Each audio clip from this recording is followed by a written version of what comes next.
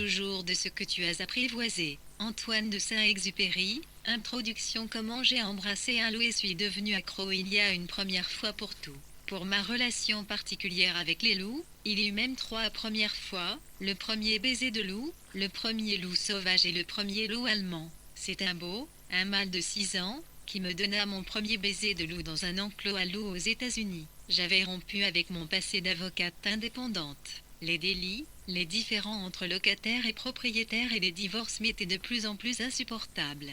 Loin de me lancer avec ferveur dans la bataille en faveur du droit, je me traînais chaque jour à reculons vers le tribunal. Je n'avais pas la distance et la fermeté indispensables à une bonne avocate. Je ne pouvais ni ne voulais finir ainsi de mes jours. Je souhaitais enfin réaliser le rêve de ma vie et concilier mon amour de l'écriture avec ma fascination pour les loups. Sans études de biologie derrière moi, mais mu par ma grande passion et mon optimisme, je posais ma candidature pour un stage I3 11,11 flyer d'études sur le comportement des loups sur Cascade du Wolf Park, dans l'État amérindien de l'Indiana. Lors d'un entretien préliminaire, directeur L1, un contre. Le professeur Eric Lingamé me expé un il qu'il revenait au Cheyenne à meule principal d'accepter ou non un staper. Mais comment postait-on sa candidature auprès d'un loup? Par chance, je ne devais ni danser, ni chanter, ni exécuter une quelconque prouesse artistique. Mais je vous jure que je n'aurais pas été plus excitée si je m'étais présentée pour l'Allemagne recherche sa superstar, sachant que l'excitation est précisément l'état à éviter pour une rencontre avec un loup élevé en enclos. Sois cool. Il sent ton excitation, essayez de rester cool face à une boule de poils musclés qui vous fixe implacablement de ses yeux jaunes. À cet instant, je dus penser au berger allemand, ami et confident de mon enfance. Bien, tout compte fait, un beau n'était qu'un gros chien, un très gros chien. Une mise en garde, également destinée à libérer explicitement le gérant du site de toute responsabilité, m'avait préparé à cette rencontre. J'avais dû signer une décharge au contenu anxiogène.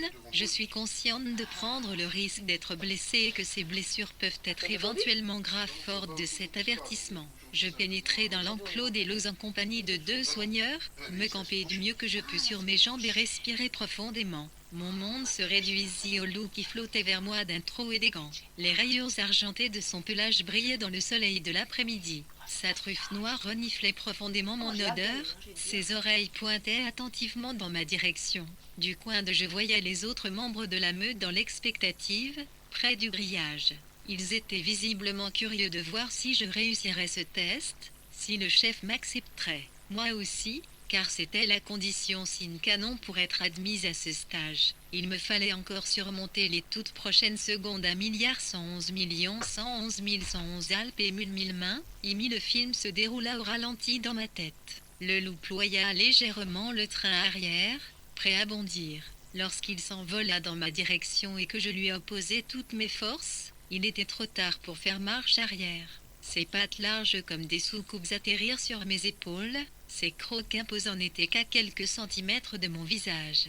Le temps se figea, puis il me lécha à plusieurs reprises avec sa langue rêche. Ce baiser fut ma première prise de la drogue loup. Un baume m'ayant accepté, je pus commencer mon stage parmi les loups du Wolf Park. J'appris tout ce qui concernait l'attitude et le comportement des loups de réserve, donner le biberon à des loups veto et fut gratifié de moult preuves humides d'affection de la part d'un beau et du reste de la meute. Lorsque, 6 mois plus tard, je m'installai dans les contrées sauvages du Minnesota, j'avais une excellente formation derrière moi et croyais tout savoir sur le loup. C'est alors que je rencontrai mon premier loup sauvage. La cabane en rondin dans laquelle j'habitais se trouvait à l'écart de la civilisation, au bord d'un lac, au milieu d'une région peuplée de loups et d'ours. Le matin du 1er de l'an, par moins 30 degrés, je mis mes raquettes et partis à la recherche d'empreintes de loup. Je n'avais à ce jour pas encore aperçu mes voisins au pelage gris, et seuls leurs hurlements trahissaient leur présence. La nuit précédente, toutefois, alors que, accompagné par le cœur des loups, je contemplais longuement les lumières polaires devant ma cabane, un mouvement sur le lac m'avait distraite du spectacle céleste. C'étaient 4 loups qui poursuivaient quelque chose sur la surface brillante du lac gelé et qui disparurent ensuite à l'horizon. Je fus incapable d'identifier leur proie. Je partis à leur recherche de bonne heure le lendemain. Je suivis prudemment leurs traces dans la forêt. Elles s'enfonçaient dans la broussaille, par monts et par vaux, au cœur des buissons, passait au pied de falaises et de rochers, longeait des surfaces et neigeait. Je n'avançais qu'à grand-peine. Je tombais parfois sur une 5 petite cuvette romique de neige à AC, une CC11, invraisemblablement creusée là, une imposante marque jaunet, indiquait que les loups l'avaient sainement remarqué. Après une heure de traque, je virgule un écho lit des traces crèchely, un rouveli peu après l'heure d'un jeune cercle blanche. Je m'agenouillai et le touchai 11, les encore chaud 11 avait été éventré et il lui manquait une patte arrière. L'estomac gisait à côté, le cœur et le foie avaient disparu et morsures à la gorge et aux pattes me firent penser que l'animal n'avait pas souffert trop longtemps. 11 n'y avait pas le moindre loup à l'horizon, mais je me sentis soudain observé. J'étais encore agenouillé clant la neige. Pas la position idéale lorsqu'on tourne le dos à un loup affamé. Je me redressai au ralenti et me tournai vers lui. Il était là, à quelques mètres seulement de moi. Un loup gris, la nuque hérissée, comme traversée par un courant électrique, les oreilles dressées, il me jaugeait, la tête légèrement penchée sur le côté. Ses narines vibraient, comme s'il tentait de percevoir mon odeur, mais j'étais contre le vent. Je le voyais à son attitude, ce jeune animal n'avait aucune idée de qui ou de ce que je pouvais être. Je retins mon souffle. Les loups sauvages n'attaquent pas naturellement les êtres humains, mais ce loup le savait-il seulement, et, entre sa faim et sa proie chèrement conquise, il n'y avait que moi.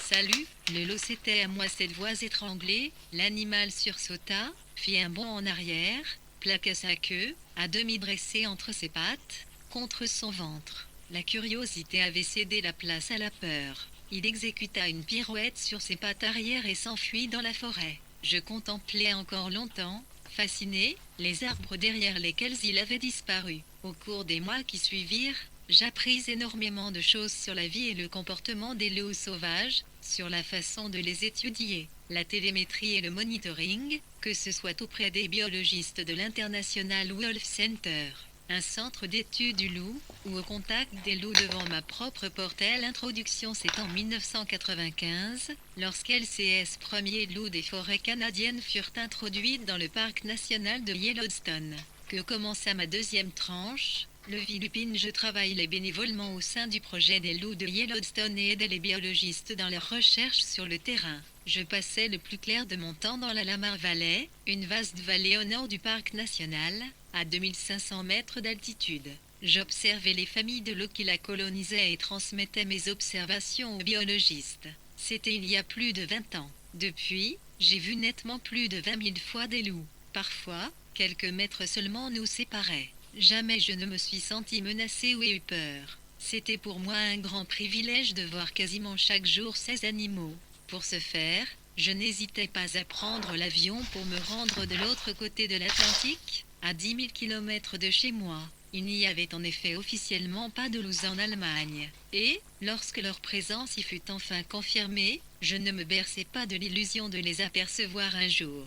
Ce n'est à nouveau que 10 ans plus tard que je vis pour la première fois un loup en liberté en Allemagne. Je rentrais à Francfort, très tôt le matin, par un train intercité, d'une lecture en public à Leipzig. Le personnel de bord m'avait posé un cappuccino sur la tablette et je m'apprêtais à me saisir du journal lorsque je vis par la fenêtre une forme brune dans un champ. À force de passer mon temps dans la nature avec les animaux, j'avais développé une faculté qui rappelle celle qu'ont les loups d'enregistrer l'image d'une proie ou d'un paysage. J'enregistre inconsciemment une scène et sens que quelque chose cloche avant même de pouvoir définir concrètement quoi. Cette sensation m'envahit tout à coup. Qu'est-ce que c'était que ça? De trop longues pattes pour un renard. Une longue queue, donc pas un chevreuil. L'idée me traversa l'esprit de faire arrêter le train, mais celui-ci filait à toute vitesse. Je collai le nez à la vitre, me penchai par-dessus la table, renversai mon cappuccino sur mon journal. C'était bien un loup. Immobile, il fixait quelque chose à l'orée de la forêt. Le train roulait vite et il disparut rapidement de mon champ de vision. Ce fut la première et dernière fois que j'eus la chance de voir un loup sauvage en Allemagne. Observer des loups dans la nature est une histoire sans fin. On assiste à l'accouplement dont on voit quelques mois plus tard le résultat trébucher sur ces courtes pattes hors de la tanière familiale.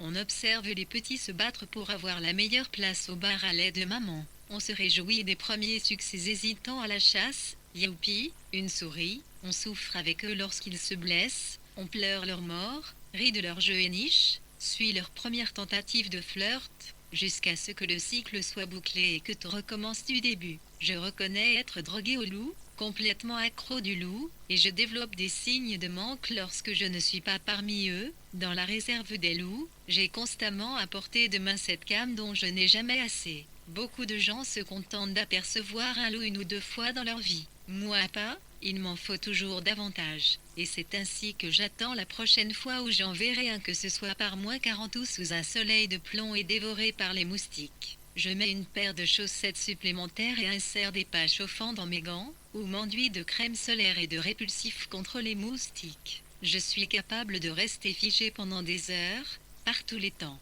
Je le fais, parce que je ne veux pas manquer une miette de ce que font les loups. Et, s'ils ne font rien, je veux être là lorsqu'il se passera, peut-être, quelque chose. Lorsque les loups ne sont pas là, j'attends qu'ils viennent. Et, lorsqu'ils apparaissent enfin, je sens qu'il se passera quelque chose d'extraordinaire. Ce sont des instants très denses pendant lesquels le monde s'anime et semble immuable. Et les loups m'accordent le privilège de partager leur vie, d'assister à la chasse, aux accouplements ou à l'éducation des petits. Ce faisant, j'ai constaté que les loups nous ressemblaient énormément de par leur comportement. Ce sont des membres très attentifs à leur famille, des animaux dominants, autoritaires mais justes, des êtres pleins d'empathie, des ados déjantés ou des plaisantins puérils. Au cours de mes observations, j'ai en outre appris que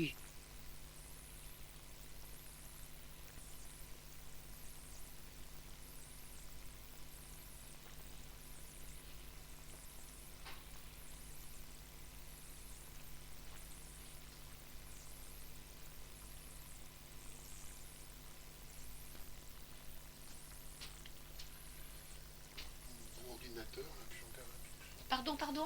ouais, il est où ton ordinateur là, qui... Le vieux que tu voudrais... Pas à jouer. Ah bah c'est celui-là, alors attends, on va faire pause.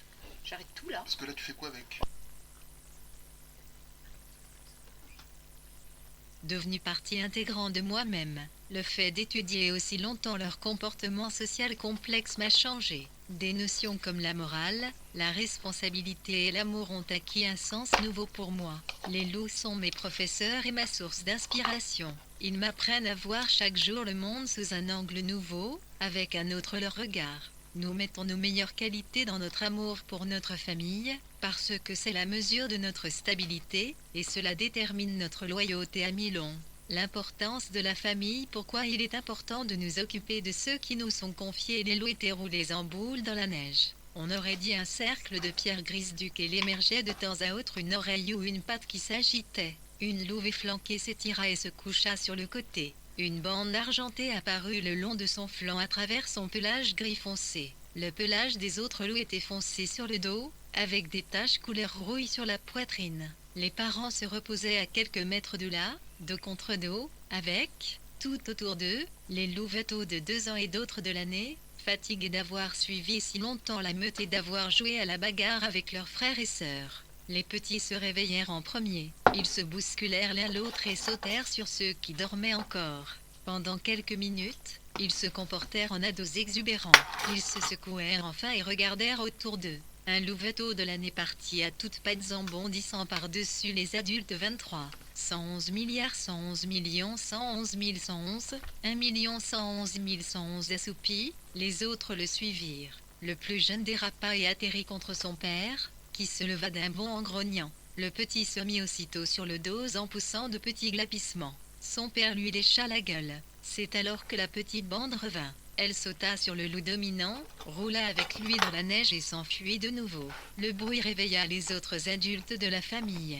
Les louveteaux coururent vers les loups dominants et les couvrirent de baisers et de léchouilles. Ils les mordillaient affectueusement, sautaient dessus, les bousculaient, formaient un énorme tas dans lequel il était difficile de dire quoi appartenait à qui. Ils prenaient affectueusement entre leurs dents le museau de leurs frères et sœurs, se tortillaient, se frottaient l'un contre l'autre, rampaient sous des souches, sautaient par-dessus les rochers et surgissaient soudain d'un buisson qui leur barrait le passage. Tous ces yeux étincelants, toutes ces petites queues qui moulinaient dans les airs. Les plus ardents bagarreurs sautèrent au milieu de ce grouillement, juste pour être de la partie. L'expression de la plus pure joie de vivre. L'un d'eux escalada une colline, suivi de ses plus jeunes frères. Ils se regardèrent, plongèrent ensemble par-dessus le bord et glissèrent le long de la pente enneigée. Ils virevoltaient sur eux-mêmes en soulevant des nuages de neige, et, arrivés en bas, paraissaient être des lots de neige. Un membre de la troupe se mit à hurler. D'autres se joignirent à lui. Ils s'étaient finalement presque tous levés et hurlaient ensemble dans les tonalités les plus diverses.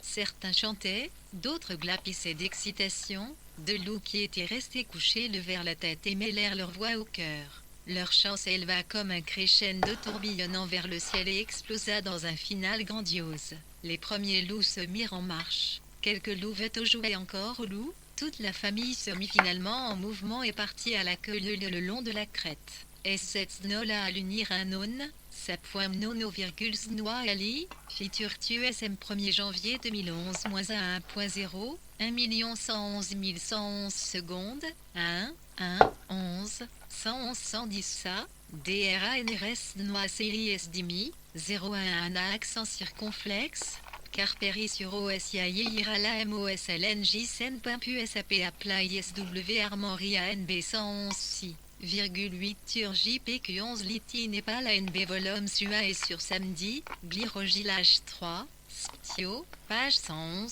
Istli, T, Snopre, Iliatuaxna et ATNA JDSAP sur JUA, Laneptia, A, P Asina RSAP Agno, Népal Manière Lobvazodnioas Noa Enamori, Lianat Safimp 4 E4 Jalion Zersan DJPS, Truosopnorkn, ELLT, 1011 duo, Stitel 1111, 1.1 Soini SPL JU Osas Ivadag, 9 UOTUO UOS en but Psa du Sas Nusal UOTA Utosactes Jab Geljand Ju Sud 4 Naop Salamp Sasa, Ramos URAL SATUD Asukla 4 Wark LULS Asioso Uluod Saa, Daonangi la Renix 04 Aina Diogix Napupnra, 4 Atizayadj -1, Azusia SDI 4 de Jet DP Sadrix Nauotaz ne sa virgule.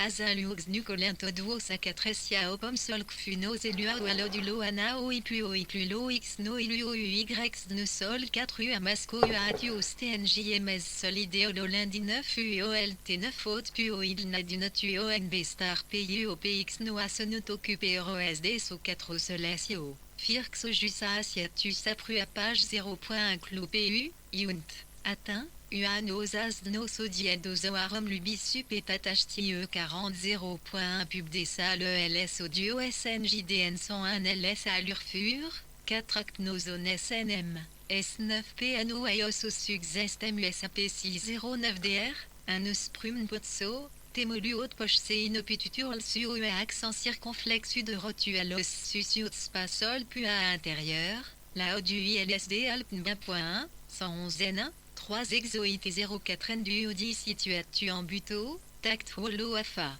RTB 1, nosas aussi se croam sasdi, gliodre de soja 4 ursa, A4 514 tulu uniclis salium muataim urlkos liduo saut salios AJPJ 4 SD 411 R4 SAP 411 U111, 1,th, 111. Et 04 numéro 4 Isnus XR1, 0 PMOS 41.18 Dicit Lidir SN.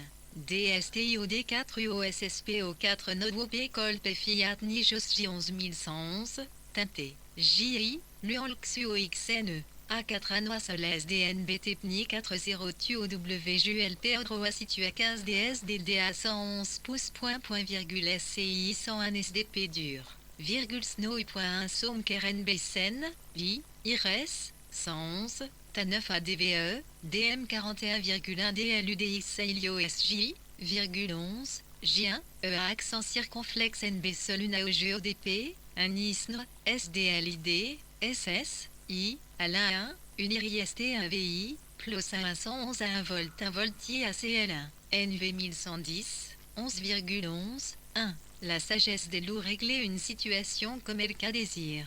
Dans le cas contraire, elles sont décontenancées et appellent à l'aide. Le Tibet, dont le principe de vie repose sur une retenue discrète, est très différent. Un caractère aussi introverti attend de voir qu'il va se passer, mais s'adapte. Enrère se venge, mieux à toutes les situations. Une famille de loups est systématiquement composée d'un amalgame de téléspersonnalités. Le couple dominant, les parents, est presque toujours une association des types A et B, qui se complètent. Cela ne veut toutefois pas dire que le type A est toujours le mâle, et le type B la femelle. De tels types de caractères différents existent également chez nous, les êtres humains. Vous êtes-vous déjà demandé à quel type vous appartenez? Si vous êtes de type A, vous devez apprendre à vous maîtriser et à ne pas vous montrer trop impulsif dans certaines situations. En tant que type B, craintif et retenu, vous avez parfois le problème d'agir trop lentement et de ne pas réagir suffisamment vite. Et, comme le dit la devise, la nature punit celui qui se réveille trop tard. Il va naturellement entre ces deux types de personnalités toutes les variantes et combinaisons possibles. Je me considère moi-même comme un type B atténué avec de légères tendances de type A. En être consciente m'a souvent aidé dans mes relations avec des tiers. Il est de type A ou B et il ne peut pas faire autre. Dès les personnes critiques envers cette classification en B considèrent que lui a tout instant changé de caractère de T en P base. De ma propre expérience, je sais toutefois que, quoi que l'on que nous sommes d'en face, le naturel revient un jour au galop et l'incapacité de sortir durablement de rue. Troupeau. Tout comme les loups eux-mêmes, les titmis de loup ont une personnalité de groupe. Certaines meutes sont par exoruques, imprégnées par un loup doré souverain ou renfrogné. Cette association de ces caractères beit liuluc. L'importance de la famille meute est fondamentalement amicale, comme celle des loups du Druy, alors qu'une autre sera plus farouche et redoutée, celle des loups de Molly. Un louveteau de l'année, type A, traverse placidement la route sans se préoccuper des voitures. Les loups de la Lamar Valley, dans le parc de Yellowstone, arborent très souvent ces deux types de personnalités. Ce phénomène est particulièrement visible lorsqu'ils doivent traverser une route sur laquelle circulent des voitures et des touristes. Les loups de type A le font spontanément, naturellement, sans hésiter à un bon train, parfois sans se préoccuper le moins du monde de deux. Les meutes de loups du parc de Yellowstone portent généralement le nom de la région où se situe leur territoire d'origine. Les loups du Druy, par exemple, vivaient à le pied du Druy PA. Les deux exceptions sont les meutes Léopold, du nom du protecteur de la nature Aldo Léopold, et Molly, appelée ainsi en raison de sa force et de sa puissance, en hommage à Molly Beatty, la principale avocate de la réintroduction de loups, qui décéda d'un cancer peu après leur arrivée 27. La sagesse des loups humains. Les loups de Tibet, en revanche, ne travaillent qu'en cas d'absolue nécessité sans la route. Je me souviens d'un incident survenu en mai 2011. Un adulte très prudent tentait désespérément loup, B, de traverser la Rome mais il n'osait pas en raison de la présence des huttes, P, un grand nombre de touristes. Il préféra attendre la nuit et chercha un coin caché. Ce faisant, il s'appuya sur rocha un peu trop près de la tanière des coyotes. Les parents coyotes en surgirent soudain et l'attaquèrent. Déstabilisé par les bipèdes et maintenant chassé par ses vagues parents aux glapissements énervants et, qui plus est, mordu au derrière, il ne demanda pas son reste et fonça vers la route en traversant un groupe de touristes. C'était vraisemblablement pour lui le moindre des maux. Depuis 2012, les loups ne font plus partie des espèces protégées aux États-Unis, et ils sont chassés dans les contrées frontalières du parc de Yellowstone. Ils restent protégés à l'intérieur du parc, mais les loups n'ont que faire des frontières. Ils sortent du parc, et ce, devant les fusils des chasseurs. Je me demande si, dans de telles situations, les loups de Tibet, comme le timoré ci-dessus, n'ont pas les meilleures chances de survie. Les loups téméraires partent peut-être à la conquête du monde, mais leurs congénères plus craintifs et plus tranquilles survivent. Chez les mammifères, les structures du pouvoir découlent de l'ordre familial. Les parents décident pour les enfants et les aînés des enfants pour leurs cadets. Il n'est donc pas nécessaire d'y instaurer une hiérarchie par la violence ou la politique, ou, comme chez les propriétaires de chiens, entre les animaux qui ont le droit de se coucher sur le canapé et les autres. Les parents n'ont pas besoin de prouver leur autorité. Ils l'ont, un point c'est tout. Leur expérience leur permet de décider pour le bien-être et la sécurité du groupe, parce qu'ils veulent le meilleur pour tous. Chers les loups, tout tourne autour, Kalatmia. Elle est leur base, leur sécurité, leur stabilité, leur raison de vivre, ils sont prêts. L'importance de la famille à mourir pour elle. En avril 2013, je me trouvais sur une colline de la Lamar Valley en compagnie d'autres observateurs pour jeter un coup d'œil dans la tanière où une louve lamar avait mis bas. Je vis soudain 16 loups de la meute de Molly entrer dans la forêt où se trouvait cette tanière. Je redoutais le pire. 17 loups jaillirent ensuite de la forêt, la louve Lamar en tête. Elle courait pour sauver sa peau. 5 jours plus tôt, elle avait mis au monde 4 louveteaux et était affaiblie. Les Molly étaient sur le point de la rattraper, et je retenais mon souffle. La louve courait en direction d'une falaise escarpée. Elle serait bientôt contrainte de s'arrêter et d'affronter ses poursuivants, qui n'auraient aucun mal à la tuer. Livrés à eux-mêmes, ses bébés mourraient également. Soit les Molly les tueraient dans leur tanière, soit ils mouraient de faim. Mais les Molly avaient sous-estimé la volonté de survie de la louve. Elle courut en direction de la route où se trouvaient des touristes. Habituée à l'homme, elle traversa la route, s'immobilisa, et regarda en arrière vers les Molly, qui n'osaient plus avancer. La louve était certes en sécurité, mais pas sa famille. Entre elle et ses enfants se trouvaient les attaquants, qui pouvaient à tout instant faire demi-tour et tuer ses petits. C'est ce moment que choisit une fille de la louve Lamar, âgée de 2 ans, pour surgir tout près des Molly, qui se ruèrent sur elle. La jeune louve fila vers les, dans la direction opposée à la tanière, les Molly sur les talons. Elle était l'un des animaux les plus rapides de la meute et connaissait chaque pierre et chaque buisson de son territoire. Elle parvint aisément à les semer. Déconcertés, les Molly coururent quelques instants dans tous les sens, puis ils regagnèrent leur territoire. On ne les revit plus de toute l'année dans les environs de la tanière. Dès que les attaquants furent partis, la mère retourna auprès de ses petits. Je la revis quelques semaines plus tard, saine et sauve.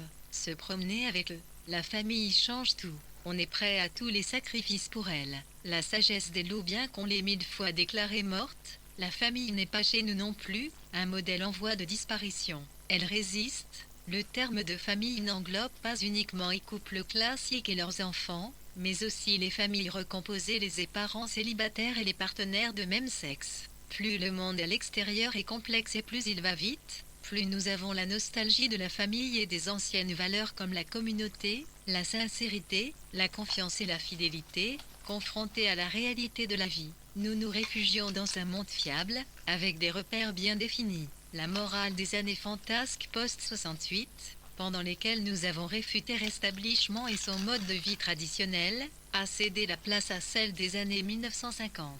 Tout à coup, nombre de gens ont été de nouveau ravis de posséder une armoire murale et un jardinet, d'être considérés comme des petits bourgeois. Les loups sont des petits bourgeois par excellence. Ils vivent les valeurs dont nous avons la nostalgie, par leurs nombreux rituels communs. Ils s'affirment mutuellement leur indéfectibilité et leur fiabilité. Les rituels occupent une part importante dans la vie des loups et ils contribuent à renforcer leurs relations. La cérémonie du réveil, telle que je l'ai décrite au début de ce chapitre. La salutation du couple dominant lorsqu'il rentre de la chasse, les hurlements en commun. Les rituels familiaux sont aussi indispensables à l'homme qu'au loup. Ils sont une expression de la proximité, de la communauté, des repères, et ils renforcent la cohésion. On ne remarque leur importance dans la vie quotidienne que lorsqu'ils ne sont plus pratiqués. Les rituels, tels qu'on les pratiquait autrefois à la messe dominicale suivie d'un repas en commun puis d'une visite à Mère Grand, mille moderne.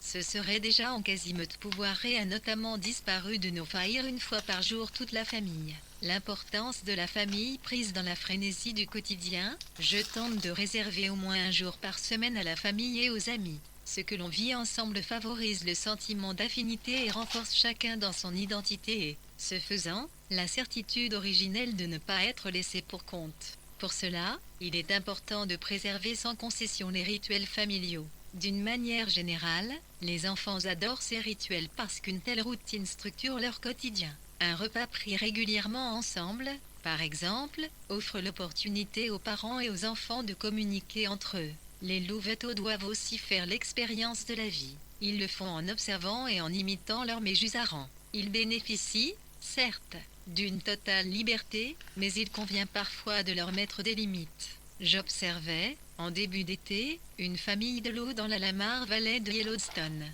Un jeune loup était constamment à la traîne. Il trouvait toujours quelque chose à renifler ou à découvrir de plus captivant que la marche en famille.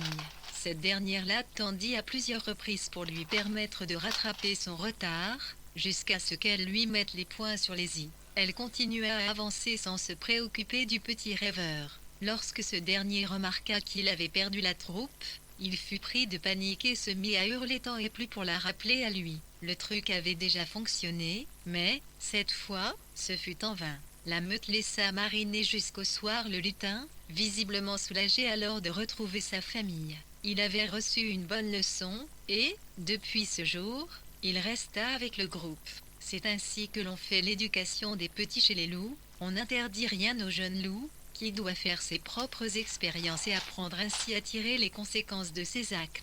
Les parents loups infligent à leur progéniture un grand écart savamment dosé entre bienveillance et restriction, entre vie commune conviviale et imposition de limites. La sagesse des loups, la méthode éducative des loups se distingue toutefois en un point de celle de nombre de parents humains, ils sont de meilleure chance et s'expriment d'une seule voix. Les louveteaux n'ont aucune chance de monter les parents l'un contre l'autre par des simulacres du style « Si papa ne veut pas, je vais demander à maman ». La famille est très unie sur les questions d'éducation, y compris les oncles et les tantes. Ils contribuent tous à leur âpre discipline. Sans tissage de la ouest ainsi que les adultes ne s'en mêlant pas que louveteau d'un an et un remet en place un cadet qui, par exemple, lui tape sur le système P. Les petits loups, au même titre que les enfants, ont besoin de parents qui leur montrent la voie, d'exemples auxquels ils puissent s'identifier et qui, le cas échéant, leur imposent des limites. Toute la famille prend également soin des petits. Le père et les aînés des enfants apportent de la nourriture à la mère quand les petits derniers têtent dans la tanière,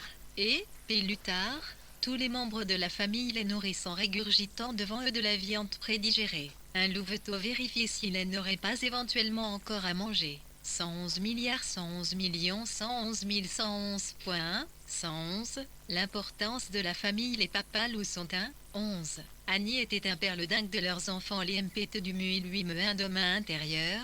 Le la nuit n'a, amour de ses osants un thé il s'occupait avec un enthousiaste. Non seulement propres aidants, niais, il adopta, en outre, dès ses filles enceintes, eurant gros quelques-uns de ses petits-enfants après que l'une s'est point. Les familles suite à un bref tête-à-tête avec un loup d'une autre meute. Néuancé, DSS occupation favorite consistait à jouer et à se battre avec les petits. Il adorait particulièrement faire semblant de son dos et perdre.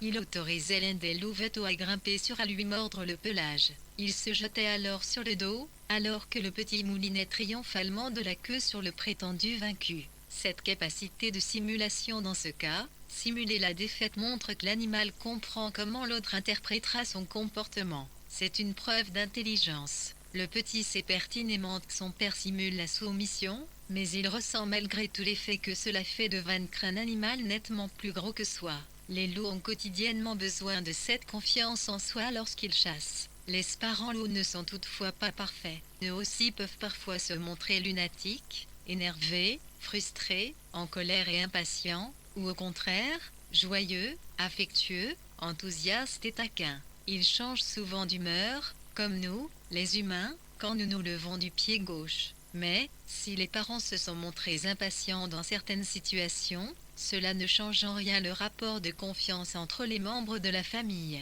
Les louveteaux de l'année, aussi, s'occupent affectueusement de leurs cadets. Ils tiennent un rôle indispensable à la survie de la famille. Lorsqu'une portée ne survit pas, elle manque à la meute l'année suivante, car elle ne peut pas assumer sa part des soins nécessaires à la portée suivante. J'ai assisté, un printemps, à une preuve toute particulière de cet amour fraternel. La fonte des neiges avait transformé un cours à cette époque de l'année où les dos en un courant tumultueux. La sagesse des louleurs, terrestoacres, FC de meute quittent leur tanière pour regagner chasse, les dites zones de rendez-vous, pour se faire des parfois traverser des rivières. Les adultes passent des montres et vents et montrent aux petits comment ils doivent s'y prendre. Ils les encouragent à observer à est qu'un mirage de leurs hurlements à partir de l'autre rive. Un tout jeune louveteau qui n'osait pas se rive remontait et descendait la rive en glapissant. Il mettait, de temps à autre, une patte dans l'eau, mais, découragé, renonçait à tenter la traversée. Finalement, sa sœur revint à la nage vers lui, prit un bâton sur la rive et détourna son attention en jouant avec lui à se le chipper mutuellement. Elle attira le jeune louveteau dans l'eau avec le bâton, et il se décida à gagner l'autre rive. Chaque membre de la famille est important et occupe la place à laquelle on a besoin de lui. Ce ne sont ni les parents ni les animaux dominants qui décident de sa place. Les jeunes loups identifient de bonne heure leurs points forts, et ils interviennent spontanément là où ils sont le plus utiles. Il y a ceux qui courent vite et sont particulièrement aptes à traquer une proie, alors que les plus costauds tracent la voie dans la neige et que d'autres encore, particulièrement patients, font d'excellents babysitters. Les êtres humains ont également des capacités qui leur sont propres et qu'ils peuvent mettre en œuvre pour le bien-être de la famille et pour le travail. Certains de nous sont patients et ont une grande capacité d'écoute, alors que d'autres sont impulsifs et bouillonnent d'idées. D'autres encore sont d'excellents conciliateurs. De même, il y a dans chaque meute des personnalités capables de restaurer la paix. Stoïques, décontractés, conscients de leur torse intérieur, ils se mettent entre les belligérants qui se glapissent et liment dessus. Lorsque la tension est retombée, ce grognimutus est calmé, les loups vaguent de nouveau et que tout le monde a leurs activités quotidiennes tour. Bien souvent, lorsque j'observe la vie d'une fille minou, KS me demande pourquoi tout est si compliqué chez je bipède. Cela tiendra-t-il au fait que la famille n'y est pas au centre de tout, comme chez les loups? Non, au contraire. Selon une étude de 2015, la chaîne Jugeant Study, la famille est de nos jours plus forte que jamais en Allemagne, et les relations n'ont jamais été aussi bonnes entre les parents et les enfants depuis bien longtemps. Pratiquement 90% des enfants ont de bons rapports avec leurs parents et presque 75% d'entre eux souhaiteraient prodiguer à leurs enfants l'éducation qu'ils ont eux-mêmes reçue. Ils sont d'avis que l'on a besoin d'une famille pour être heureux. À notre époque, de plus en plus exigeante, que ce soit à l'école, pendant la formation professionnelle ou les premières années de vie active, la majorité des enfants trouvent soutien et support émotionnel auprès de leurs parents. Mais, contrairement aux loups, même si nous souhaitons que la famille occupe chez nous une place centrale, l'idée que l'on s'en fait est souvent loin de correspondre à la réalité quotidienne. Tous les membres d'une meute de loups s'orientent en fonction du couple dominant expérimenté, qui, en sa qualité de parent, assume ses responsabilités et décide de ce qui est le mieux pour la famille. Chacun des loups a bien sûr la possibilité de suivre sa propre voie ou de protester contre leurs décisions. Il en est entièrement libre. Le couple dominant n'en jouit pas moins du plus profond respect. La cohésion totale et inconditionnelle, ainsi que l'assistance due par chacun sont les moteurs d'une famille de loups. On peut lire, de temps à autre, que des loups vieux ou malades ont été tués par le reste de la meute. Cela peut arriver dans les conditions artificielles de la vie en enclos, mais en aucun cas dans la nature. J'ai souvent observé des situations au cours desquelles des loups furent blessés, soit pendant la chasse, soit dans un affrontement avec une meute rivale, et leur famille s'est systématiquement occupée d'eux. Un membre de la meute reste près du blessé quand les autres partent à la chasse, et, lorsque nous s'y en reviennent, ils rapportent de la nourriture. J'ai même la sagesse des loups vu, une fois, des loups régurgiter de la viande prédiger un vieux loup, comme ils le font autrement pour les 13 louveteaux. On soigne les vieux et les malades jusqu'à ce qu'ils aillent mieux. C'est précisément à travers cette aptitude à prendre soin de l'autre que l'homme et le loup se ressemblent tant même chez les singes anthropoïdes. Le mâle adulte ne s'occupe de sa descendance que tant qu'elle est petite. Par contre, apporter de la nourriture toute l'année et prendre soin d'un autre membre de la F qu'il est malade à mi-heure sont des comportements que l'on ne trouve que chez l'homme et le loup, et ce, des deux sexes. Au premier regard, le chimpanzé paraît davantage ressembler à l'homme que le loup. Mais les mâles primates ne nourrissent pas les petits et ne s'occupent pas de leurs congénères âgés. Le loup et l'homme se comprennent mieux. C'est l'une des raisons pour lesquelles, il y a très longtemps, nous avons invité le loup à partager notre vie, et pas le singe. Les loups, les chiens et nous, pas étonnant que nous nous soyons trouvés. Nous sommes faits les uns pour les autres. L'appartenance à une meute se décide non seulement par la naissance, mais aussi par les conditions dictées par la société. Un congénère venu de l'extérieur peut plus facilement se faire accepter par la meute si, par exemple, trop nombreux sont les membres ayant un lien de parenté entre eux. Les loups évitent ainsi la consanguinité et garantissent la diversité génétique. Par une belle journée d'hiver de l'année 2003, j'ai pu observer dans le parc de Yellowstone dans la Lamar Valley, appelé également en référence au parc de Tanzanie le cerf gentil américain en raison de la grande diversité des espèces qu'elle abrite, comment un étranger se fit accepter dans une famille. C'est dans cette vallée que se rassemblent en hiver de grandes arbres de cerfs et de bisons, un paradis pour les prédateurs. L'importance de la famille la meute du Druy, un groupe de 7 animaux, avait pris le commandement la vallée. L'animal dominant, numéro 213, était comme la star, l'infime. Je remarquai sa puissante constitution dès que je le vis pour la première fois. Un poitrail large, des pattes fermes, un pelage gris avec une bande noire du front jusqu'au museau et une queue touffue, inhabituellement courte. On ne pouvait que le reconnaître au premier regard. Le monde des loups semblait retenir son souffle lorsqu'il apparaissait. Il rayonnait d'une autorité naturelle. Comme souvent dans les vieux couples, sa partenaire lui ressemblait beaucoup. Elle était seulement un peu plus fine et un peu plus claire au niveau du garrot, mais arborait la même bande noire sur la tête. Les druides étaient les maîtres incontestés de leur territoire, et ils patrouillaient régulièrement le long de sa frontière. Un jour, un loup étranger s'approcha d'eux. C'était le premier dimanche de février, le Super Bowl Sunday, l'un des plus importants événements sportifs d'Amérique. Les fans de football étaient scotchés devant leur télévision et, pour une fois, le parc était pour ainsi dire désert. L'époque du rut, pour moi l'apothéose du calendrier lupin, avait commencé. Il était tombé 50 cm de neige pendant la nuit, et je dus attendre que le chasse-neige dégage la route de ma cabane de Rondin, à Silvergate, jusqu'à l'entrée du parc. Je me préparai des sandwichs, un thermos de café bien chaud, pris mon sac à dos et partis en direction de la Lamar Valley. Je conduisais lentement et m'arrêtais à chaque aire de stationnement pour inspecter la vallée avec mes jumelles à la recherche de loups. Comme bien souvent, mon attente fut brève.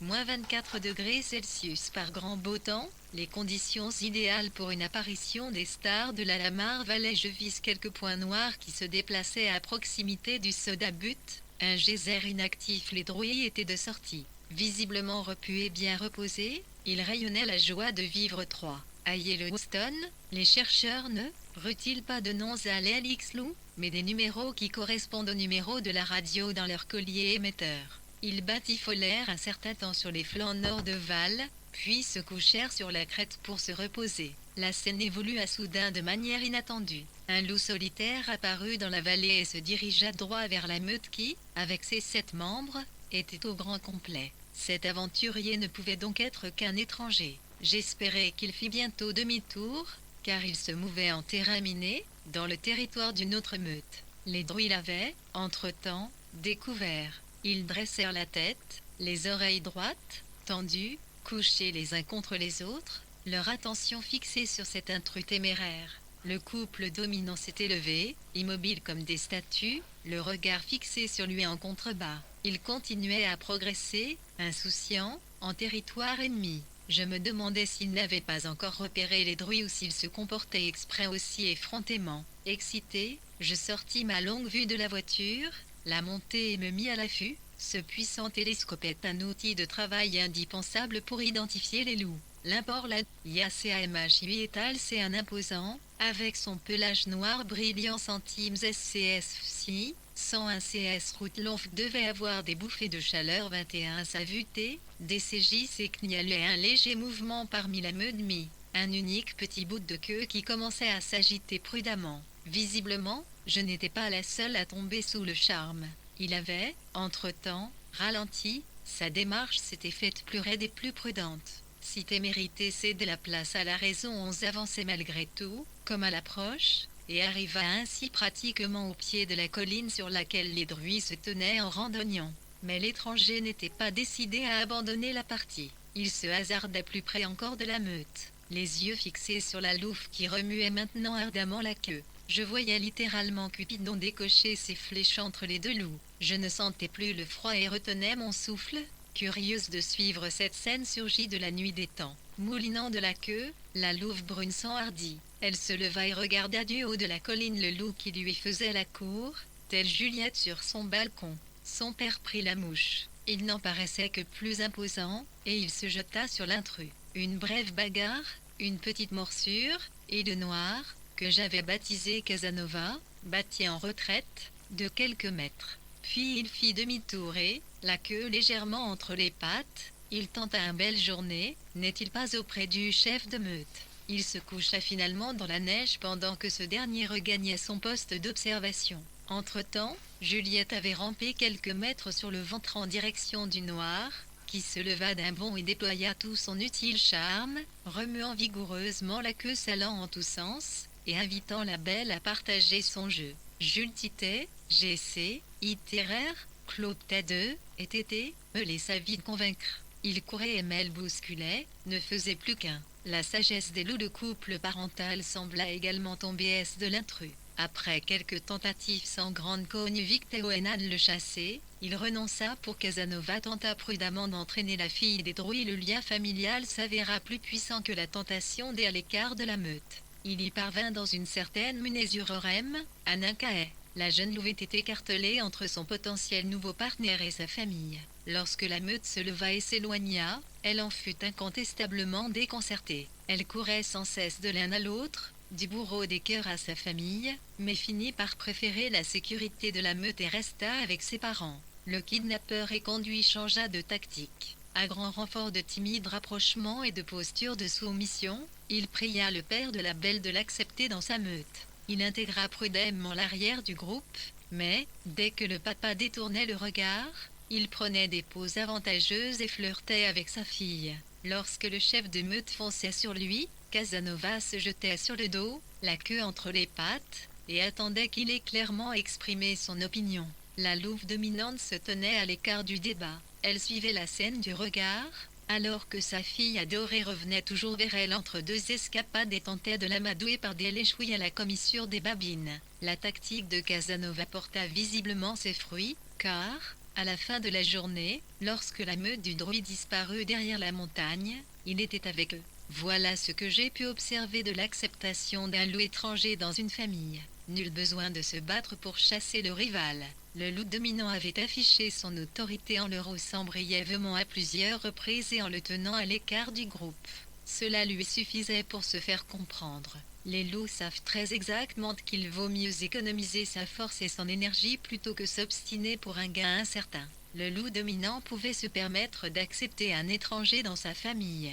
Une atmosphère conviviale et harmonieuse contribue à la cohésion de un hameau davantage que toutes les dix. L'importance de la famille par son comportement approprié, Casanova a prouvé son haut niveau d'intelligence sociale. À la recherche d'une partenaire, il s'était introduit, 1111 secondes un territoire étranger au risque d'être considéré comme un rival et tué. On a parfaitement su gérer la situation, entre peur et attirance. Lorsque le loup dominant s'est jeté sur lui, il a plaqué sa queue entre ses jambes et s'est éloigné juste suffisamment pour bien signifier ne représentait aucune menace pour la meute. Il s'est ensuite aussitôt jeté sur le dos quand le boss s'est approché de lui, et il lui a léché les babines. Toute autre réaction aurait pu lui coûter la vie. Et, d'ailleurs, comment se forme une famille de loups? Dans un premier temps, de manière très classique, comme chez les humains, un jeune mâle rencontre une jeune femelle, ils ont des enfants et deviennent une famille. Comme nous l'avons vu, tout est possible chez les loups. Les personnalités individuelles et des rencontres fortuites font qu'ils forment au nom d'un groupe social.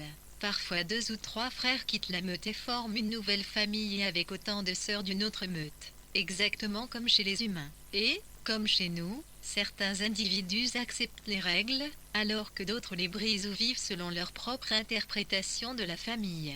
Un grand nombre de meutes célèbres de Yellowstone prospèrent sur plusieurs générations. Quel est leur secret? Pour qu'un groupe fonctionne bien, tous ses membres doivent travailler ensemble sous la houlette de personnalités qui font preuve d'assurance. Cela est valable autant pour une meute de loups que pour une dynastie ou une grande famille d'êtres humains. Dans une meute prospère, les intérêts de la communauté passent avant les intérêts individuels. C'est un gage de pérennité. La recette de la prospérité d'une telle meute repose sur 3 principes. Se concentrer sur l'essentiel, c'est-à-dire que tout contribue ensemble au bien-être de la famille, communiquer constamment et pratiquer les rituels communs. Et, enfin, avoir une forte personnalité à sa tête. Le véritable ami est celui qui arrive à nous faire ce dont nous sommes capables. Cliff Wildolmerson. La direction.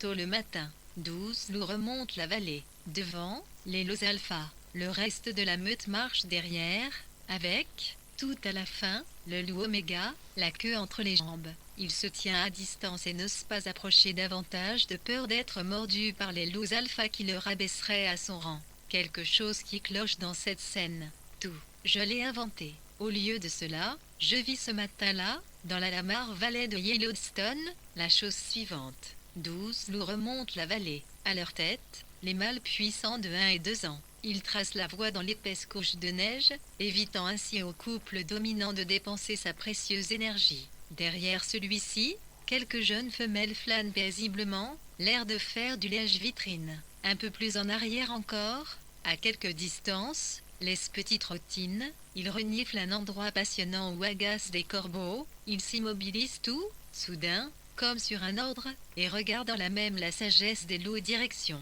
Je suis le regard, mais ne vois rien de particulier. Les loups ont visiblement senti un danger potentiel. Le demi des jeunes loups comprend également que quelque chose se traverse au plus tard. Alors il tame Kpon son frère, qui s'est arrêté brusquement devant lui. La tension est palpable. Les loups qui marchaient devant se mettent sur le côté, ils regardent les loups dominants prendre la tête de la troupe et repartir sans hésiter. Les petits, eux-mêmes, sont désormais attentifs et ne se laissent plus distraire. Ce que j'ai observé là est la démonstration du comportement exemplaire d'un leader. Ni domination, ni besoin de rabaisser l'autre, ni agression. Juste l'autorité paisible de celui qui assume ses responsabilités. Pourquoi évoque-t-on toujours la première scène, celle que j'ai inventée, dès lors que l'on décrit une meute de loups? La direction selon le principe alpha est à la mode. Contre une coquette somme, les participants à de tels séminaires pour managers apprennent le comportement de dirigeants du loup. On les fait entrer dans un enclos où ils observent comment le loup alpha domine sa meute. Aussi stupide que ridicule, si l'on considère qu'un loup sauvage a besoin de toute une vie pour apprendre à diriger une troupe.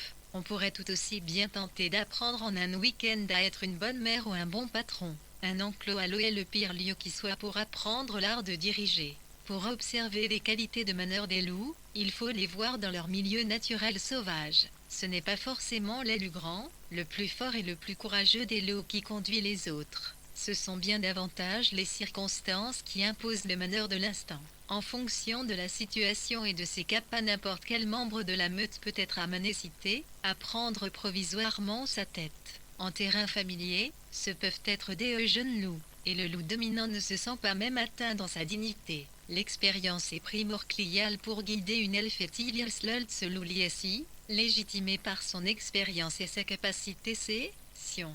Un LBCS à 4 Naoduisio Ispasol Disilutsu 4 Owanur Implisix 4 Oalu Oad no Nepal Cecilidlix no So virgules no a 4 Noeon Sus Anatu Joel Ombo Los 6 DURUI Ubjatu à une seconde, UOT 4. Dont SCI Tuolus Indo Sud Suoyazol du SN Wisdiliwo 1 Lui Udja Udice un Yorp, PAIP, un Blasion Riso un Datsoa Oji Soyal Salartuso. Cerepeso 0A, un Sambudoureto 3 Oikusi et 4 Ozi Ditiush 4 Act Sod 4R, Onod Nafi Népalura Zarua 4.